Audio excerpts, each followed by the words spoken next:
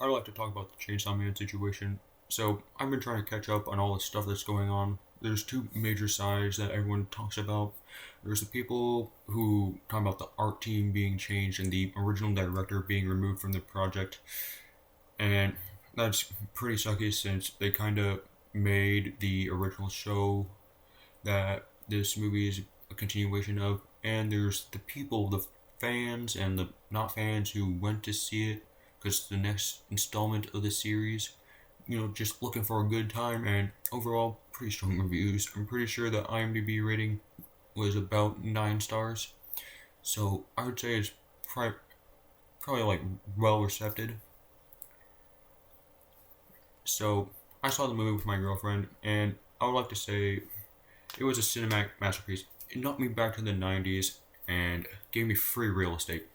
It filled my shoes with glue and still blew my socks into the stratosphere. It was just that good. Yeah, like my girlfriend liked it a lot, but maybe not to the extent I did. A particular highlight we both had was some of the decisions made by the new team. Sometimes it has their perks. Like they managed to crank up the saturation so you didn't just have shades of gray. And the new tone was amazing, really fit the series.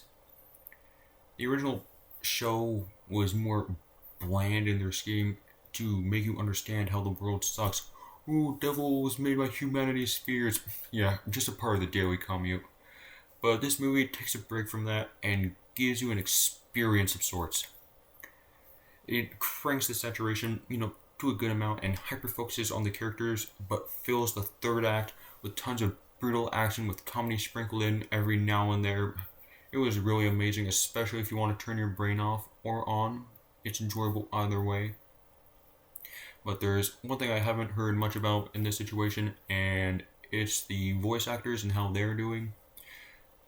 With the whole team being changed, and them being one of the few things that stayed the same, it must have been really hard on them, especially since now it's reaching a bigger audience with cinemas everywhere, seeing as there's some people who just go to cinemas and choose a cool looking movie.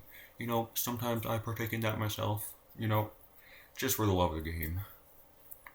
But who knows what it's like for them? Maybe they're nervous, maybe they're getting their paychecks since voice actors are paid fairly less than regular actors, according to some of my research.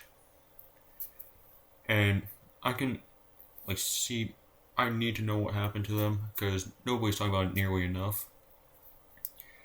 I mean, everyone else in their whole studio pretty much got changed, so that must be, at the very least to say, pretty wacky.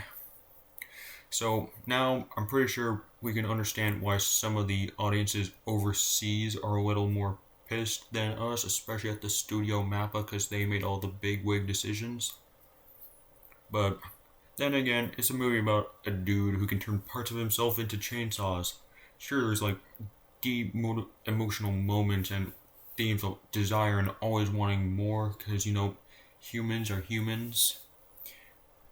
But really, then again, it's a guy with chainsaws who's surrounded by people who want to use him. Sheesh. Imagine having every girl in your life attempt to kill you. But that's all I wanted to cover today. Studio made some decisions, but they made a good product in the end, and audiences are feeling strongly, both positively and negatively, about the situation. So take everything with a grain of salt. Yeah, moral of the video. Beam is not a good boy, but he is best boy. Did I scare you? I bet I did.